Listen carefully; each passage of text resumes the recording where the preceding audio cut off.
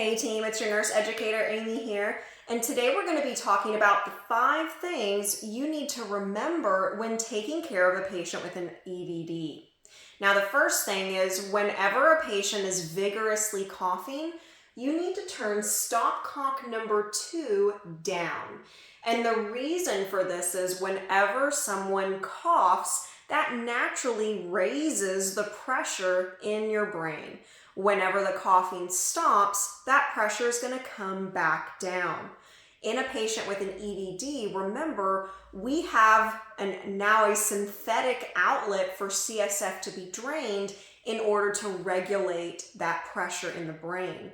So unless we have stopcock number 2 in a clamped position, that's going to cause CSF to shoot up and to be drained at a very rapid rate into the ureteral. And that puts the patient at a high risk for over drainage. So we want to make sure that we have stopcock number 2 down, which would be in a clamped position. Now, some of you may be thinking, well, Amy, why can't we put stopcock number 2 in an up position? That would still be clamped. Yes, but if we have stopcock number 2 turned up, I still have a clear path into the transducer, and that can cause CSF to shoot up and get lodged into the crevices of the transducer, and that can affect the accuracy of future ICP readings. So we don't want that to happen. So remember, turn it down whenever the patient is vigorously coughing.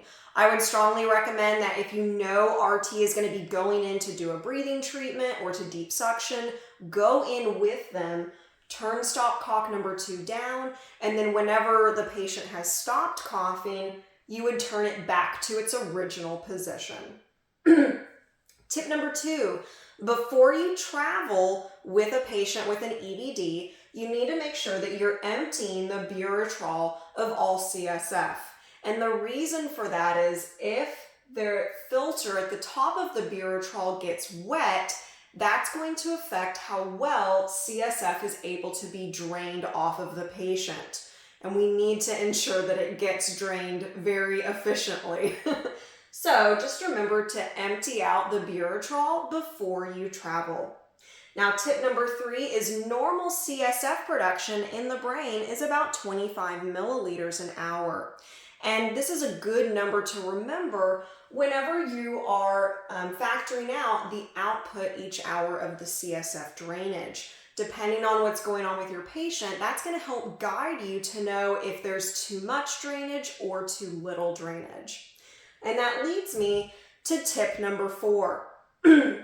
If the EVD was put into your patient and they have any type of hemorrhage, like a subarachnoid hemorrhage, we need to be carefully monitoring for signs of clots because there's a high likelihood that that can happen.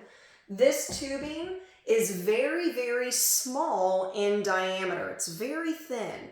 And remember, those first few hours after this was placed, you're going to have your highest likelihood for just straight bloody drainage. So you're going to be at a really high risk for clot formation in the tubing. So I would strongly recommend during those first couple of hours after placement, you're going in and looking at the tubing for obvious signs of clot formation, but also monitoring how much CSF is being drained. Just like with any other drain that's in the body, if you ever see a sudden stoppage of drainage or a sharp decline in the amount of drainage from the previous hours, that could be a sign of clot formation in the tubing. And we would need to notify the provider. Some things that we can do as the nurse is if you can see a clot formed in the tubing, you can pinch at it. Then at that point, if that's not helping, you would need to notify the provider and see if they would want you to drop the drain to a lower degree, or they can come in and do other things. We can never strip the tubing on an EVD, and you cannot flush a clot out. Okay, just want to make that very clear. But as those hours progress after we have placed this, we should see a natural progression from bloody drainage to more of a serosanguinous, and then hopefully we will get to a serous drainage, more of that light straw-colored CSF. That's what we should hopefully see.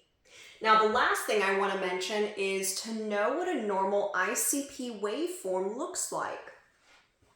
This is what a normal ICP waveform looks like.